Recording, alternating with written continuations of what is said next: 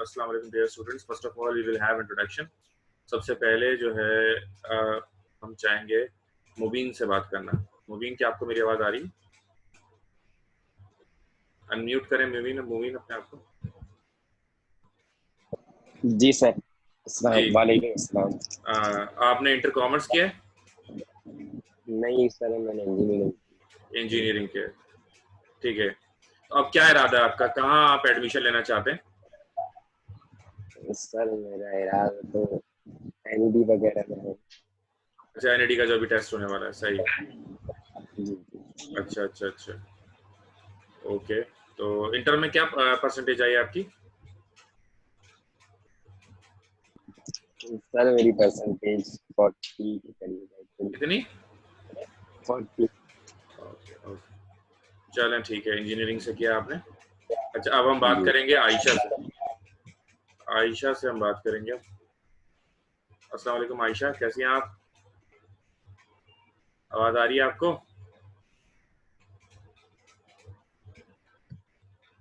Hello Ayesha, क्या आप मुझे सुन रही हैं? No response. हाँ जी, आयशा इंट्रोड्यूस योरसेल्फ।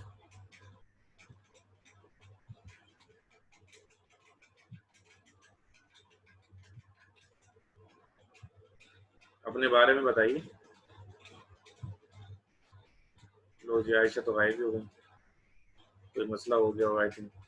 शायान से बात करते हैं। शायान, क्या आप मुझे सुन रहे हैं? Yes sir. जी, अपना इंट्रोडक्शन दें।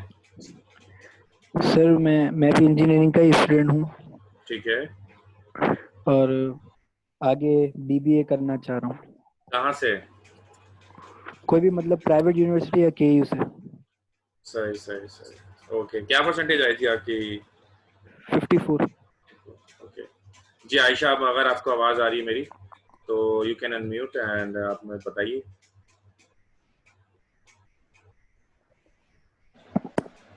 अस्सलाम वालेकुम। Yes sir. जी वालेकुम अस्सलाम। जी बेटा, आपने कहाँ से पढ़ा इंटर और क्या पढ़ा आपने? सर मैं कॉमर्स की स्टूडेंट हूँ और सर कॉलेज ही या कोचिंग की बात कर रहे हैं सर? आपने कोचिंग कहाँ पढ़ा? Inter commerce Shahji Shahji commerce में पढ़ा? दोनों में। अच्छा अच्छा, शाहजी में पढ़ा आपने, माशाल्लाह से, सही सही सही, ठीक। सर शाह कॉमर्स में भी सर मेरी फर्स्ट ईयर शाह कॉमर्स में थी और second year second year, Shahji. ठीक है ठीक है। क्या परसेंटेज आई इंटर में आपकी फर्स्ट सर ईयर में? I think 52 okay 58। Okay okay. Now Sidra, Sidra की बारी है, लास्ट सिद्रा रह गई। अस्सलाम वालेकुम सर। वालेकुम अस्सलाम। आप म्यूट हो गई हैं, दोबारा से अनम्यूट करें अपने आप को। हाँ हाँ, जी बोलिए। सर। जी, इंटर कॉमर्स और सर साइंस? मैंने कॉमर्स इंटर कॉमर्स से किया है और आगे कराची यूनिवर्सिटी में एडमिशन लेना है। अगर वहाँ ना हुआ तो फिर किसी प्राइवेट यूनिवर्सिटी से करूँगी। बीबीए करना है मुझे। चले इंशाल्लाह इंशाल्लाह। चले, मैं अपना इंट्रोडक्शन देता हूँ आपको। बेसिकली मेरा नाम जी वसी हैदर है, वो तो पता ही है आपको। और मैंने एमबीए किया है कराची यूनिवर्सिटी बिजनेस स्कूल से और एमफिल किया है मैंने बहरिया यूनिवर्सिटी से, ठीक है। अच्छा, इसके अलावा 10-12 साल से तकरीबन पढ़ा भी रहा हूँ, ठीक है ना। तो मैंने खुद ये एप्टीट्यूड टेस्ट वगैरह जो है, इसके अलावा मेरा आईबी में भी मेरा एडमिशन हो गया था। मैंने आईबी का भी टेस्ट दिया, वहाँ पे अल्हम्दुलिल्लाह मेरा एडमिशन हुआ। केयू का जब मैंने एमबीए किया था तो केयू के अंदर ना इतनी ज़्यादा मतलब कंपटीशन ज़्यादा था। प्राइवेट यूनिवर्सिटी उस वक्त थी नहीं, मैं 2009 की बात कर रहा हूँ, 2009, तकरीबन 11 साल पहले मैंने ये किया। तो उस वक्त प्राइवेट यूनिवर्सिटीज़ इतनी नहीं थी, तो वहाँ पर बहुत ज़्यादा कंपटीशन था। और बहुत ज़्यादा कंपटीशन होने की वजह से जो है, ज़ाहिर है कि 15-20 हज़ार बच्चे होते थे एडमिशन लेने के लिए, और उसमें सिर्फ 30 बॉयज़ और 30 गर्ल्स पूरे एक साल में। 30 बॉयज़ एंड 30 गर्ल्स, और उसमें भी जो बॉयज़ थे 30, उसमें से ज़ाहिर है आपको पता है सरकारी यूनिवर्सिटी है तो पर्चियाँ और ये सब जो है 10-12 वैसी निकल जाती थी। 15-18 बच्चे मेरिट पर उस वक्त उस ज़माने में दाखिल होते थे कराची यूनिवर्सिटी में। तो अल्लाह का बड़ा करम हुआ और मेरा एडमिशन जो है वो टेस्ट की वजह से हुआ, क्योंकि जब मैंने टेस्ट दिया था तो मेरी 3rd पोजीशन आई थी पूरे ओवरऑल कराची यूनिवर्सिटी। 15,000 बच्चों में मैंने 3rd पोजीशन ली टेस्ट के अंदर, और ये मेरी वजह बनी एडमिशन की, सही है। अच्छा, बीबीए का जो टेस्ट उस जमाने में होता था तो 22-22 हज़ार बच्चे उस वक्त आते थे, और अब मैं समझता हूँ उतने ज़्यादा नहीं आते। तो कंपटीशन एक तो कम हो गया। ऑन द अदर साइड हम देखते हैं कि हर 6 महीने बाद वो एंट्री टेस्ट ले रहे हैं अब, तो अब एडमिशन्स भी ज़्यादा हो गए, सीट्स भी उन्होंने ज़्यादा कर दी, 50 से ज़्यादा बढ़ा के 100 और 120 पर वो ले गए। तो पहले से बहरहाल कंपटीशन कम है, और कराची यूनिवर्सिटी हो या एनआईटी हो, दीज आर द गुड एवर्ड यूनिवर्सिटीज़ कि आप यहाँ से करें। इंटरनेशनली रिकॉग्नाइज्ड यूनिवर्सिटीज़ हैं। प्राइवेट यूनिवर्सिटीज़ छोटी जो होती है उनको दुनिया नहीं जानती, लेकिन ये वो यूनिवर्सिटीज़ हैं कि अगर आप यहाँ पर एडमिशन ले लें तो दुनिया इन यूनिवर्सिटीज़ को जानती है, तो you have something what benefit, यहाँ से आपको इसका फ़ायदा हो सकता है। ठीक है, तो this is what a brief introduction. अच्छा, तो अब बात शुरू करते हैं इकोनॉमिक्स की। तो आज हमारी जो क्लास है वो इकोनॉमिक्स की क्लास है। बात यह कि देखें, नॉलेज जो है ना, नॉलेज का कोई सब्स्टिट्यूट नहीं। इल्म जितना ज़्यादा आप हासिल कर लें, जितना बेहतर आप इल्म हासिल कर लें, यही आपकी कामयाबी का एक ज़रिया बन जाती है। ठीक है ना। तो इकोनॉमिक्स बेसिकली बीबीए में कहीं पे भी आप टेस्ट देते हैं तो इकोनॉमिक्स का एक खास पोर्शन है जो कि आपको एमसीक्यूज के हवाले से बिल्कुल आपको क्लियर होना चाहिए। अच्छा, इस एमसीक्यूज से आपको बहुत सारे फायदे होंगे। एक तो जाहिर है कि आप टेस्ट की तैयारी कर रहे हैं और यू वांट गुड प्रिपरेशन, वो अपनी जगह बात बिल्कुल है, लेकिन इससे आपकी नॉलेज में बहुत ज़्यादा इजाफा हो जाएगा इकोनॉमिक्स के हवाले से। ठीक है ना। किसी भी डिग्री में आप कॉमर्स की जब जाते हैं, बिजनेस एडमिनिस्ट्रेशन की, तो वहाँ पर आपको जो है इन सब चीज़ों का ज़रूरत पड़ती है, चीज़ों का सामना करना पड़ता है। आई थिंक बच्ची ने पूछा है क्लास के बारे में।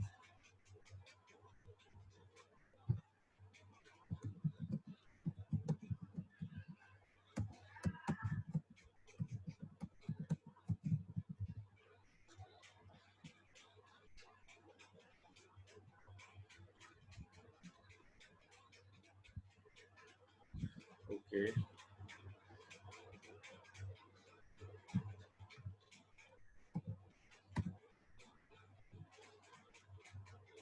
अच्छा जी। तो गर्ल्स, असल में एक गर्ल्स के ग्रुप में सवाल आया तो मैंने उसका जवाब दे दिया, क्योंकि मैं गया सॉफ्टवेयर में, मुझे थोड़ा शायद प्रॉब्लम हुई, मुझे आवाज़ भी समझ में नहीं आ रही थी वहाँ पर, तो मुझे लगा इट इज़ बेटर, तो मैंने यहाँ पर शुरू कर दी क्लास। मकसद तो पढ़ना ही है ना हमारा। अच्छा जी, तो स्क्रीन मैंने जो आपसे शेयर की हुई है वो ये रही। ठीक है ना, नज़र आ रही है।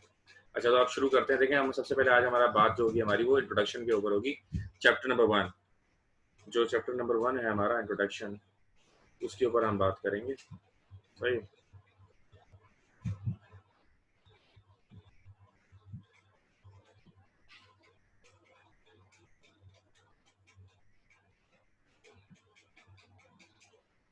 इकोनॉमिक्स से स्टार्ट कैसे हुई? अब एमसीक्यूज रजिस्टर और वो होना चाहिए आपके पास, क्योंकि व्हाट है इसमें जो पॉइंट्स हैं आपके सामने, लेकिन मैं कुछ बातें आपको एक्स्ट्रा बताऊंगा, तो वो बेहतर होगा कि आप पॉइंट वाइज लिखें। ठीक है ना। कोई भी आपका सवाल हो आप अपने आप को अनम्यूट करके क्वेश्चन भी कर सकते हैं। So the first point is the word economics has been taken from the Greek word. ये किस लफ्ज से लिया गया? तो इकोनॉमिक्स जो सबसे पहले, इस एमसीक्यूज का जवाब तो आपको नीचे नजर आ ही रहा है कि इसका जवाब जो है वो बी है, लेकिन इसकी हिस्ट्री क्या है बेसिकली इसकी? ये डायरेक्ट तो बी नहीं आ गया ना, कोई इसके पीछे लॉजिक होगी। बात ये तो एक थोड़ी सी बात इसके बारे में बताता हूँ आपको कि एरिस्टोटल, आपने नाम सुना होगा, एरिस्टोटल या उर्दू में अरस्तू उसको कहते हैं। तो ग्रीक फिलोसोफर है वो, और उन्होंने जो है बेसिकली ये सारी नॉलेज जो है इकोनॉमिक्स की, सबसे पहले दुनिया में जो इकोनॉमिक्स का सब्जेक्ट पढ़ा गया वो उनके जरिए पढ़ा गया। सबसे पहले इकोनॉमिक्स जो है वो पढ़ने वाले यही थे, एरिस्टोटल। तो एरिस्टोटल ने जो इसको नाम दिया, उन्होंने इसको ओइकोनोमोस नाम दिया था, इकोनॉमिक्स को ओइकोनोमोस। अब होता क्या है कि वक्त चेंज करते करते करते जो है नाम चेंज हो जाते हैं। मिसाल के तौर पर मंगोल, आजकल बड़ा उर्तुगुल ड्रामा जो है बड़ा मशहूर हुआ, आपने देखा होगा किसी ने, उसके अंदर मंगोल दिखाया। मंगोल का नाम चेंज होते होते क्या हो गया, वो मुगल हो गया। तो आज वो मुगल के नाम से, कराची का नाम कलाची था, कलाची चेंज होते होते होते वो कराची हो गया, मुंबई, बॉम्बे और पता नहीं क्या क्या नाम हुआ, फाइनली मुंबई हो गया। तो इस तरह वक्त के साथ साथ जो नाम है उसमें तब्दीली हल्की हल्की आती रहती है, ये हजारों सालों में ऐसा होता जाके। ठीक है ना। तो इकोनॉमिक्स जो है ये वही बहुत पुरानी बात है, कई सदियों पुरानी, पहले जो इसका नाम इकोनॉमिक्स था। और इसका मतलब क्या था? एरिस्टोटल ने जो इसका मतलब रखा था वो ये था कि the management economics of house, यानी कि एक घर की मईशत को लेकर चलना और एक घर की मईशत को संभाला देना, ये बेसिकली इसका मकसद था। तो इसका आंसर जो है वो बी है, और इसके पीछे जो हिस्ट्री थी वो भी मैंने आपको बताई कि एरिस्टोटल बेसिकली इसके पीछे थे, इन्होंने इसका नाम वो इकोनॉमोस रखा था, द मैनेजमेंट ऑफ हाउस। तो आप इसमें लिख लें the word economics has been taken from the Greek word economos, and Aristotle named this economos, and the meaning of economos in Greek word is the management of house। ठीक है जी, या financial management of house, के पैसे कहाँ से आएंगे, सामान कहाँ से आएगा और कहाँ पर ये सामान खर्च होगा। ठीक है जी। अच्छा, ये हो गया पहला पॉइंट हमारा हो गया। अब हम बढ़ेंगे दूसरे पॉइंट की तरफ। दूसरा पॉइंट क्या कह रहा है, which of the following said that economics is the knowledge of wealth. ठीक है, किसने कहा था कि economics is the knowledge of wealth है। वैसे तो आप लोग भी जो कॉमर्स के हो तो उनको पता ही होगा, अब जो नहीं है उनको, उनके लिए बहरहाल ये नई बात है। अब इसके पीछे भी तारीफ है। एडम स्मिथ जो है, जिस तरह मोहसिन पाकिस्तान जो है अब्दुल कदीर खान को कहते हैं, शायर मशरिक जो है वो भी हमारे लिए बड़ी वैल्यू रखते हैं। तो इसी तरह जो हमारे नेशनल हीरोज होते हैं, इसी तरह ये एडम स्मिथ जो बेसिकली एडम स्मिथ जो पॉइंट ए है, एडम स्मिथ ये अमेरिका के एक हीरो है। अब अमेरिका के हीरो होने की इनकी वजह क्या है? अमेरिका के हीरो होने की उनकी वजह यह है कि बेसिकली इन्होंने जो है ना बहुत इकोनॉमिक्स पे काम किया, और आज हम देखते हैं कि यूएस जो है वो सुपर पावर है। यूएस के सुपर पावर अगर होने की कोई वजह है ना, वो भी यही है। यूएस के सुपर पावर होने की वजह क्या है? दिस बेसिकली इकोनॉमिक्स के उन्होंने क्या किया कि उन्होंने बताया लोगों को कि what is economics is the study of wealth. दौलत का इल्म जो है इकोनॉमिक्स से उन्होंने बताया। अब कुछ बातें इसमें पॉइंट नंबर 2 में भी आप नोट करेंगी, आप लोग सारे, और इसमें आप ये नोट करें कि इकोनॉमिक्स इन 1776, ठीक है ना, इन 1776 Adam Smith wrote a book the wealth of Nations. मैं इसमें अगर कोशिश करूं आपका साथ देने की और मैं भी लिखने की अगर ट्राई करूं टेक्स्ट, तो फॉर्मेट ब्लैक रखते हैं। ठीक है जी। तो इन 1776 एडम स्मिथ, ठीक है जी, wrote a book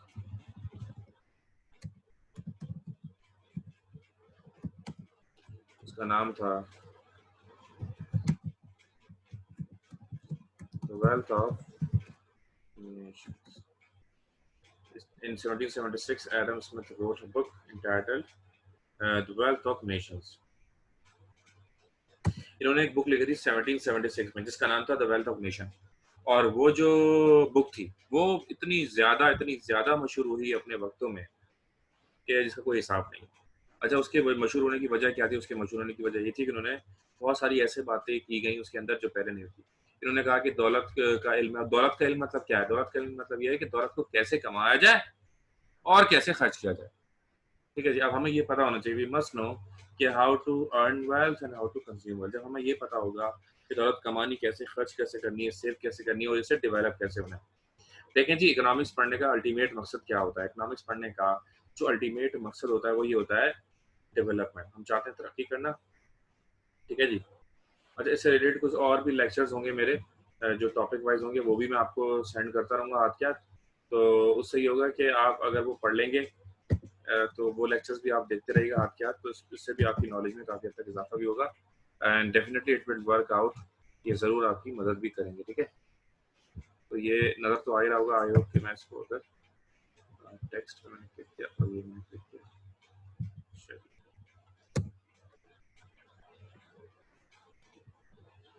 लिख लिया आपने। इन 1776 Adam Smith wrote a book entitled The Wealth of Nations। Yes sir, लिख लिया।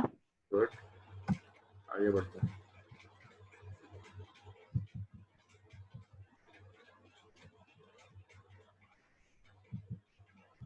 तो इन्होंने जो थ्योरीज दी, बेसिकली इनकी थ्योरीज की वजह से, एडम स्मिथ की थ्योरीज की वजह से हुआ ये कि अमेरिका ने बहुत ज़्यादा तरक्की करी, नोट जमा किए और आज वो सुपर पावर बन के बैठ गया। तो उसमें काफ़ी हद तक जो किरदार है उसका एडम स्मिथ का भी है, और उनकी आवाम का भी किरदार है कि उन्होंने उनकी बात सुनी। अब आवाम पाकिस्तान के बारे में तो आप अच्छी तरह जानते ही, ठीक है ना। अच्छा जी, तो ये कौन आ गया इतने अजीबो गरीब नाम से, 1K पता नहीं क्या। तो भाई अपना नाम तो चेंज करो, रीनेम करके आप, ये वही बंदा होगा आई थिंक जो भी था कोई। Please change your name, right. अच्छा जी, now number 3, economics is the science which studies human behavior as a relationship between ends and scarce means, ठीक है जी, which have alternative uses, is definition of economics presented by Adam Smith, Marshall Robbins uh, and Keynes। अच्छा जी, अब इसका जो जवाब है professor Robins है। अच्छा, ये स्केयर्स लिखा हुआ है ना, ये गलत लिखा हुआ है, ये होगा स्कार्स, SCARCE होगा, SCARCE होगा, तो ये जरा चेंज कर ले, मैं आपको बता रहा हूँ। यहाँ पर ये लिखा था, तो SCARC, स्कार्स मतलब होता है लिमिटेड, इसका मतलब क्या होगा, बेसिकली लिमिटेड होगा, महदूद, ठीक है ना। ये स्केयर्स जो लिखा हुआ है इसको आप चेंज करेंगे और इसको आप स्कार्स लिखेंगे, ठीक है। ये मैंने यहाँ पे लिख दिया ऊपर हाईलाइट कर। अच्छा, अब ये कौन है जी, प्रोफेसर रॉबिन्स इनका नाम है। अब एक से बढ़कर एक इकोनॉमिक्स में प्रोफेसर गुजरे, उसमें से एक कदीम तरीन और बहुत ही मशहूर अपने वक्त के जो प्रोफेसर है उनका नाम रॉबिन्स। अब रॉबिन्स ने क्या किया, रॉबिन्स ने ये किया कि इन्होंने कहा कि जो एडम स्मिथ ने कहा ठीक है, लेकिन मेरे नजरिए में ये डेफिनेशन है। अब economics is basically a theoretical subject, एक नजरियाती सब्जेक्ट है। अब नजरियाती सब्जेक्ट में क्या होता है, नजरियाती सब्जेक्ट में ये होता है कि मेरे नजदीक कोई अलग नजरिया हो सकता है, आपके नजदीक कोई अलग नजरिया हो सकता है। यानी दो बंदे होंगे, दोनों बंदे अलग अलग डेफिनेशन देंगे, लेकिन दोनों जो डेफिनेशन देंगे वो अपनी अपनी जगह दोनों की दोनों सही होंगी। नजरिया किसी भी चीज के बारे में किसी भी बंदे का अलग अलग हो सकता है। मिसाल के तौर पर एक बंदे से पूछा गया कि भाई जिंदगी क्या है, ठीक है ना, एक बंदे से पूछा गया जिंदगी क्या है। अब वो बंदा कौन था, वो बंदा था एक सिपाही, एक सोल्जर था। तो सिपाही ने कहा कि जिंदगी एक जंग है, इंसान बहुत सारे मुहाज पे लड़ता है, रोजगार के मुहाज पे, तालीम के मुहाज पे, ठीक है ना, बहुत सारे रिलेशनशिप्स के मुहाज पे, बाप माँ बाप बहन भाई, और इस तरह जब पैसे के लिए, रोटी के लिए, रोजगार के लिए, और इस तरह जंग लड़ता हुआ इस दुनिया से चला जाता है। तो जिंदगी एक जंग है उसके नजदीक, एक सिपाही के नजदीक। अच्छा, एक फनकार से पूछा गया जिंदगी क्या है, उसने कहा जिंदगी एक ड्रामा है, कभी कोई रोल प्लेइंग, इंसान कभी बाप का किरदार अदा करता है, कभी बेटे का किरदार अदा करता है, कभी बाप का, माँ बाप बहन भाई वगैरह वगैरह, इतने सारे किरदार हैं, और बहुत सारे किरदार इंसान, दोस्त दुश्मन, और सारे किरदार अदा करता हुआ इंसान इस दुनिया से चला जाता है। तो ये भी इसके अंदर बताया गया, economics is the science which studies human behaviour. अच्छा, तो यानी कि मतलब क्या बताने का कि नजरिया है, थ्योरेटिक। अब इसमें क्या है कि हर बंदे का अलग नजरिया है और हर बंदे का अपने हिसाब से सही हो सकता है। अगर चार बंदे अलग अलग बात करें तो चारों में से कोई भी बात गलत हो ऐसा जरूरी नहीं है, चारों के चारों सही भी अपनी जगह पर हो सकते हैं, राइट। लेट्स मूव ऑन, आगे बढ़ते ना। तो ये था तीसरा। तो इसमें इन्होंने कहा क्या, इन्होंने कहा कि भाई इन्होंने जो बेसिकली डेफिनेशन दी थी वो कुछ इस तरह थी। इन्होंने कहा कि इंसान जो बिहेवियर, ह्यूमन बिहेवियर, इसमें हम डिस्कस करते हैं कौन सा ह्यूमन बिहेवियर, कि किस तरीके से वो अपने महदूद जराए में रहते हुए अपनी लामहदूद ख्वाहिशात को पूरा करने की कोशिश करता है, ठीक है जी। तो ख्वाहिशात क्या होती है, इंसान की लामहदूद होती है, तो इसमें आप पॉइंट वाइज लिख लें, ठीक है। Professor Robin says the resources are limited, point number 1, professor Robin says the resources are limited, और ब्रैकेट में शायद आप ये लफ्ज भी लिखना तो बेहतर है, SCARC, स्कैर्स, स्कैर्स मतलब लिमिटेड या महदूद, वही बात, ठीक है। तो resources are limited but the wants are unlimited, और वांट्स क्या है, ख्वाहिशात क्या है, वो ला महदूद है।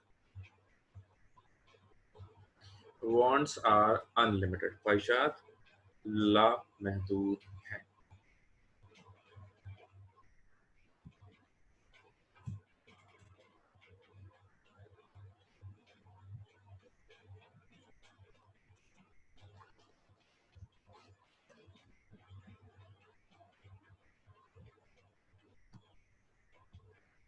यस सर, नोट हो गया। ओके, तो दो बातें हो गई। देखें, एक तरफ महदूद ज़राए आमदनी, दूसरी तरफ लामहदूद ख्वाहिशात। अब ये महदूद ज़राए मतलब क्या? अगर आपका बिजनेस है तो प्रॉफिट जो भी आएगा एक लिमिटेड, एक मखसूस रकम आएगी, वही आपका प्रॉफिट होगा, ठीक है ना। ऑन द अदर साइड कोई सैलरी आप है की है, आप जॉब करते हैं, वहां से भी एक महदूद रकम आएगी, कोई बहुत ज्यादा पैसे नहीं आएंगे, ठीक है। अच्छा, अब दूसरी तरफ हम क्या देखते हैं? दूसरी तरफ हम ये देखते हैं कि हमारी ख्वाहिशात, हजारों ख्वाहिशें ऐसी कि हर ख्वाहिश पे दम निकले, इतने निकले मेरे अरमा फिर भी कम निकले, ठीक है ना। ये तो सुना ही होगा आपने। इसमें क्या बताया गया? इसमें बताया गया कि भैया बात ये है कि जब आप कर रहे हैं जी काम, और जब आपकी ख्वाहिशात क्या है भाई, एक बंदा गरीब होता है, सोचता है एक मोटरसाइकिल ले लूं, मोटरसाइकिल उसके पास आ जाती है, अच्छी वाली ले लूं, अच्छी वाली आ जाती है, छोटी मोटी कार ले लूं, छोटी मोटी कार लेता है, बड़ी कार ले लूं, ठीक है ना, लैंड क्रूजर ले लूं, ये ले लूं, जहाज ले लूं, हेलीकॉप्टर ले लूं, पता नहीं क्या। अब देखें ना, ऐसे ऐसे हमारे पास अमीर कमीर बंदे हैं दुनिया में। मतलब ये अरबी शहजादों को अगर आप देखें, साल में दिन कितने, 365, उनके पास गाड़ियां कितनी, 700। यानी कि अगर एक गाड़ी में एक बार वो सफर करें तो 2 साल बाद दोबारा उसका सफर करने का वक्त आएगा। और बहुत सारी गाड़ियां ऐसी जिसमें वो सफर ही नहीं करते, खड़ी रहती हैं वो। महल कितने कितने कितने गज के महल, इतने बड़े बड़े महल के जिंदगी भर अपना वो महल ही नहीं देख पाएंगे पूरा, ठीक है ना। इतना बड़े बड़े महल, महलात में रह रहे होते हैं। तो भाई कोई 240 गज के घर में रह लो बस बहुत हो गया, 240 गज भी बहुत होता है। अब उन्होंने कितने गज के घर बनाए हैं? 10,000 गज का घर, 10 एकड़ पे घर, घर के अंदर ही महल भी, बागात भी, पता नहीं क्या क्या घर के अंदर। तो ये इंसान की ख्वाहिशात लामहदूद होती हैं। अच्छा, हर इंसान की ऐसी ख्वाहिशात होती है, मेरी आपकी हर किसी की। जिसके पास जितना ज्यादा पैसा आता है अपनी ख्वाहिशात को उतना ज्यादा वो पूरा करने की भरपूर कोशिश करता है, ठीक है जी। अच्छा, तो आगे बढ़ते हैं।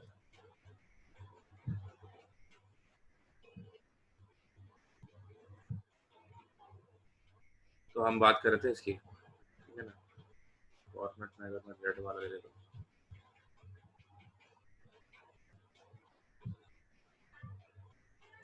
यस, दिस इज व्हाट,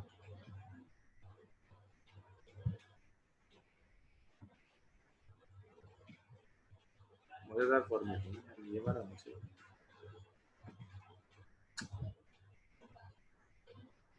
यहाँ कोई और कलर बता रहा है, यहाँ कोई ब्लैक वाला ले लेता हूँ। अच्छा, ये क्या कर रहे हैं भाई, क्या कर रहे हैं आप लोग? ऐसा ना करें। कौन है ये, क्या लाइनें मार रहा हो भाई? कौन आया है? मक्खी? ये मक्खी कौन है?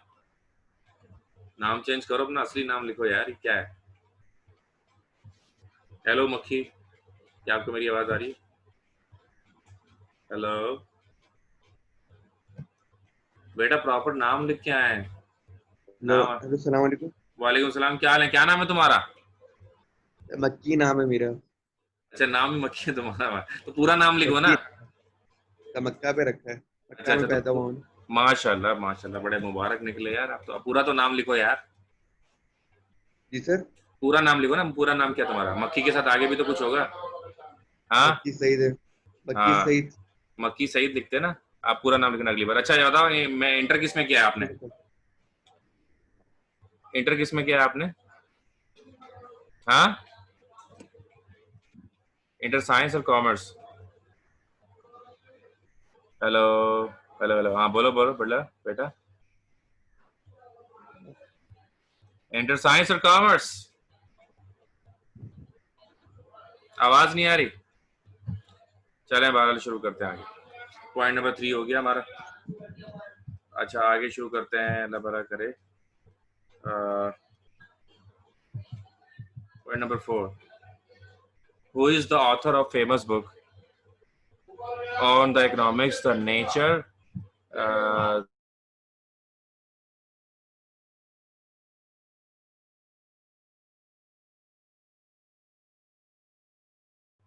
the nature and causes of wealth of nations। जी देखिए, अभी तो मैंने ऊपर बताया the nature and causes of wealth of Nations जो है वो एडम स्मिथ ने लिखी थी। ये दोबारा बात आ गई, ये तो मैं आपको पहले ही बता चुका हूँ। तो ये बड़ी बेहतरीन बुक थी, इससे बड़ा चेंज आया पूरी दुनिया के अंदर। इस बुक के बाद बहुत ज़्यादा तब्दीलियाँ देखी गई। तो this is what question 4 now, let's on. In how many parts the subject of economics can be divided?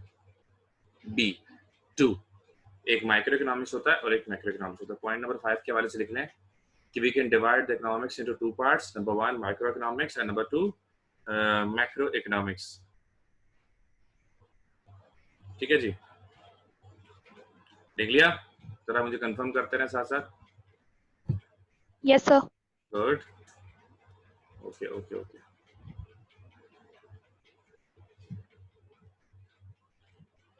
अच्छा जी, तो माइक्रो इकोनॉमिक्स के बारे में अब मैं आपको बताता हूँ। Micro economics, when we study individual behaviour it is called micro economics. ये लिखें आप, पॉइंट लिखें। When we study the behaviour of individual it is called microeconomics. When we study the behavior of individual, it is called microeconomics. Point number 2 लिखें। When we study the behavior of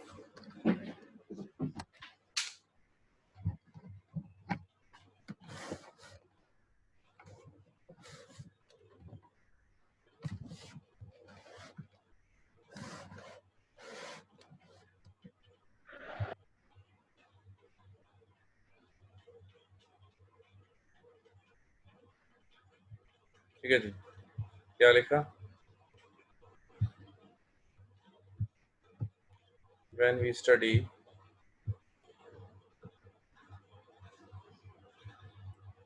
the behavior of whole nation,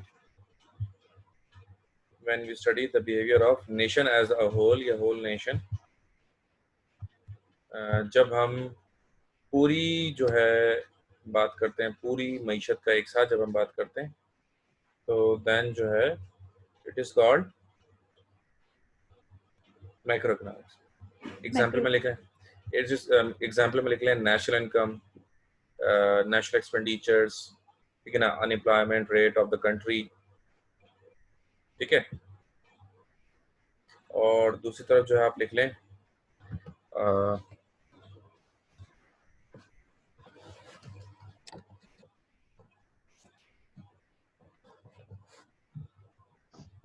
sir national income के बाद क्या कहा? National income के बाद मैंने कहा national expenditure,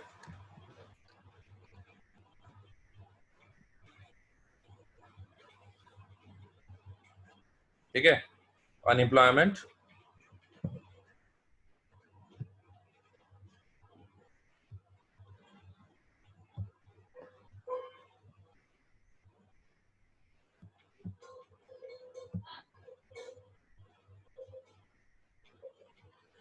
अच्छा मैं एक बात आपको सजेस्ट करूंगा आप सबको कि अगर आप लोग जो है आईबी का भी टेस्ट दें तो बड़ा ज़बरदस्त रहेगा।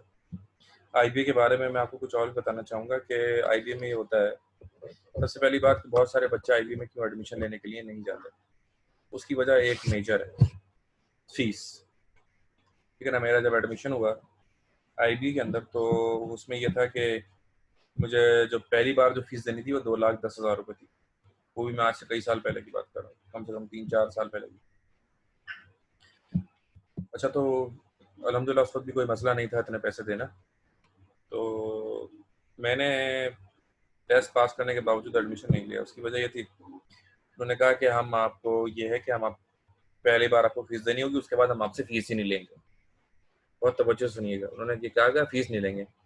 अच्छा, उन्होंने ये कहा कि भाई ठीक है आप फीस मत दिएगा, लेकिन आपको ये है कि हमारे पास पढ़ाना होगा और हमको 50,000 रुपये महीना देंगे। अब ये है कि मैंने जब MBA वगैरह कर लिया तो अल्लाह के करम से मेरी गवर्नमेंट सर्विस हो गई। अब वो कह रहे थे कि आप ये छोड़ दें, अब गवर्नमेंट सर्विस आपको पता है हालात कैसे हैं आजकल, अब गवर्नमेंट सर्विस छोड़ के बंदा प्राइवेट में नहीं लगे तो वो मेरे लिए सही नहीं लगा मुझे, तो मैंने उसको मतलब छोड़ दिया और मैंने फिर इग्नोर कर, मैं वहीं मैं बहरिया चला गया, फिर उसके बाद वहाँ से मैंने किया। तो मतलब अगर आप कहीं जॉब अभी नहीं करते हैं और आप वहाँ BBA करते हैं, थोड़ा सा आप आगे जाते हैं, तो आपको ऑप्शन ही देते हैं कि आप अपने जूनियर्स को पढ़ा सकते हैं वहीं पर, ठीक है ना। अगर आप अच्छा पढ़ते हैं वहाँ पे तो आपको जूनियर्स को पढ़ाने का ऑप्शन दे देते हैं। तो दिस इज व्हाट कि आप बहुत ही कम पैसों में जो है एक अच्छी जगह से पढ़ के निकलेंगे, ठीक है ना। और फिर होगा क्या, अल्टीमेटली एक IB का जब ग्रेजुएट होता है तो उसके लिए जो ऑप्शन होते हैं वो बहुत ही ज़बरदस्त होते हैं। खैर इनकेस अगर आपका BB कराची यूनिवर्सिटी में हो जाता है और या NID से आप BS करते हैं, whatever you are going to do, but उसके बाद भी अगर आप IBA ट्राई करते हैं तो it would be best for you, ठीक है ना। एमबीए के लिए अगर आप डायरेक्ट आईटी ट्राई करें उसके बाद it would be best for you.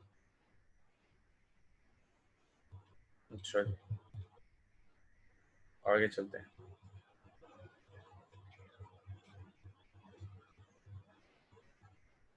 The book Nature and Causes of the Wealth of Nations was divided by Adam Smith into 4 parts. ठीक है, ये है MCQs नंबर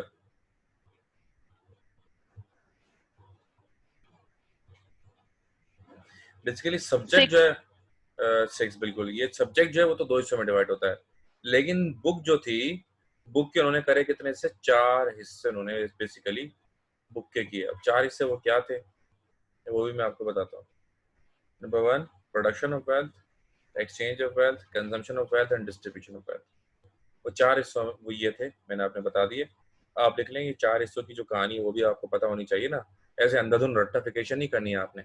मतलब एक हम आपको एमसीक्यू यहाँ बता रहे हैं। अब ये जो एमसीक्यूज बनाए हैं ये बहुत ज्यादा मेहनत के बाद बने, और इसके अंदर सर हमने ये सर ये आप 4 पार्ट दोबारा रिपीट कीजिएगा। जी मैं बता रहा हूँ। The nature and causes of wealth of nation was divided by Adam Smith into 4 parts. Number 1 production of wealth, number Yes 2 sir. exchange of wealth, number 3 consumption of wealth, and number 4 Yes sir. distribution of wealth. Distribution. Yes sir. Number 3 दोबारा बोलना।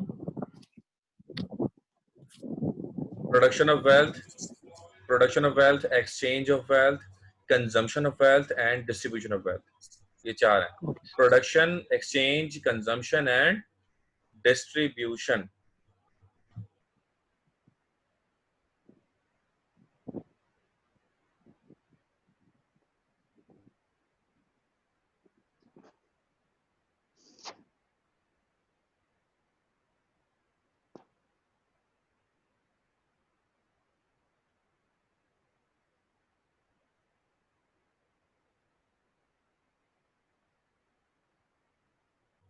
अब हम बढ़ेंगे अगले point की तरफ, जो क्या कह रहा है कि according to definition of economics presented by Robbins, how many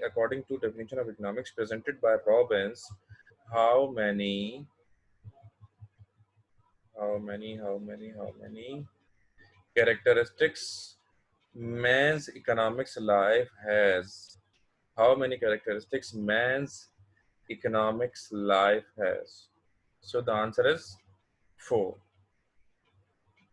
There are 4 man's characteristics of economic life. ठीक है जी।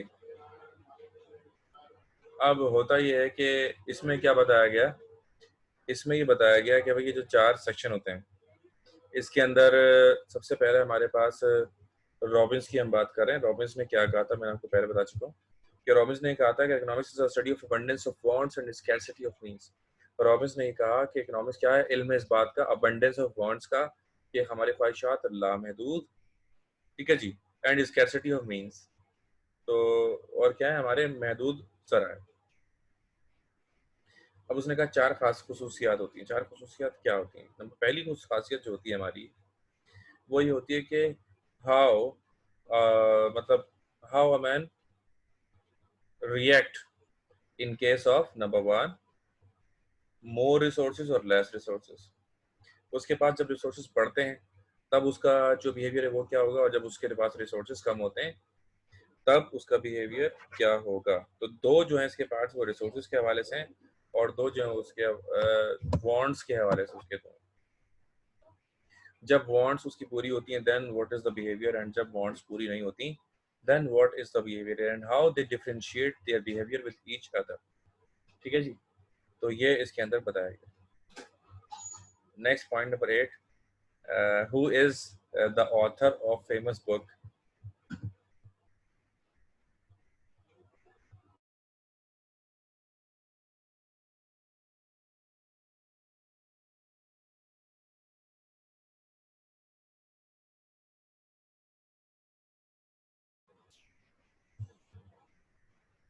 अच्छा जी, तो who is the author of the famous book general theory of employment, interest and money? Wow, ये book जो है ना बड़ी जबरदस्त बुक लिखी थी, and the game changer book. कुछ ऐसी इनकलाबी जो है वो किताबें गुजरी हैं दुनिया में, बहुत कुछ ऐसी इनकलाबी किताबें गुजरी हैं दुनिया में जिन्होंने बहुत ज्यादा तब्दीली जो है वो की हमारे माशरे के अंदर। उनमें से ये एक किताब है जिसका नाम है general theory of employment, interest and money. अब ये लिखी किसने थी? जॉन मेनार्ड कीन्स इनका पूरा नाम है। जेम कीन्स भी इनको कहते हैं, सिर्फ कीन्स भी कहते हैं। जो करीबी उनके दोस्त रिश्तेदार होंगे वो सिर्फ कीन्स कहते होंगे। अच्छा, बड़ा उनका नाम है। अब इन्होंने बुक लिखी किस जो है ना हालात में थी, किन हालात में इन्होंने बेसिकली बुक लिखी थी, ठीक है ना। अब हुआ क्या था, 1929 1929 जो था वो वक्त था कि जब जंग हुई, ठीक है ना। 1929 में क्या हुआ, जंग हो गई, दूसरी जंग अजीम, सेकंड वर्ल्ड वॉर जिसे कहते हैं, वो 1929 में हुई। अब 1929 में सेकंड वर्ल्ड वॉर हो रही है, पूरी दुनिया उसकी लपेट में आ गई। जब पूरी उस दुनिया उसकी लपेट में, उसके इम्पैक्ट्स क्या थे दुनिया भर में? अच्छा, यानी कि अल्लाह बचाए हम सबको कि हम भी उसी तरफ जा रहे हैं। 1920 में क्या हुआ था? 1920 में कोरोना वायरस टाइप जो है ना एक पूरी दुनिया में वबा आई 1920 के अंदर, ठीक है ना। 1920 में वबा आई, कोरोना वायरस टाइप। जब कोरोना वायरस टाइप 1920 में वबा जो आई थी वो स्पेन से वो स्टार्ट हुई थी, उसको स्पेनिश फ्लू कहते हैं। गूगल पे आप सर्च कर सकते हैं। अच्छा, जब वो आई तो हुआ ये कि 5 करोड़ लोग दुनिया में उसकी लपेट में आ गए। 5 करोड़ लोग उस जमाने में उसकी लपेट में आए, जबकि आबादी जाहिर है कि बहुत कम थी आज के मुकाबले में, फिर भी 5 करोड़ लोग उसकी लपेट में आकर और वो मर गए। अराउंड 5 करोड़ लोग, ठीक है, ओवरऑल जो उसकी वजह से मरे। तकरीबन 2-2.5 साल में 5 करोड़ लोग लुक मैजल बन गए उस स्पेनिश फ्लू की वजह से। ये 1929 में 20 में हुआ। अब उसका 1920 में जब हुआ तो जाहिर है बेरोजगारी और तमाम चीजें पूरी दुनिया में उसकी वजह से आई, जिस तरह आज हम देख रहे हैं। सिर्फ पाकिस्तान के अंदर 2 करोड़ लोग बेरोजगार हो रहे हैं कोरोना वायरस की वजह से। सिर्फ पाकिस्तान के अंदर 2 करोड़ लोग, यानी कि 10% लोग आपके बेरोजगार हो रहे हैं। यार, आपकी जो ओवरऑल जो आपका एम्प्लॉयमेंट रेट है उसके अंदर 28% से कमी आ रही है। तो this is not so much easy. अच्छा, आप बड़ी कीमती बात सुने क्योंकि हमारा टाइम खत्म हो रहा है। सेम आईडी सेम पासवर्ड से आप दोबारा लॉग इन होंगे फौरन, जस्ट आफ्टर 2 मिनट्स। 2 मिनट के बाद सेम आईडी सेम आप पासवर्ड से आप लॉग इन होंगे। तो हम क्लास हमारी एंड हो रही है, ठीक है ना। तो दोबारा हम मिलते हैं 2 मिनट के बाद।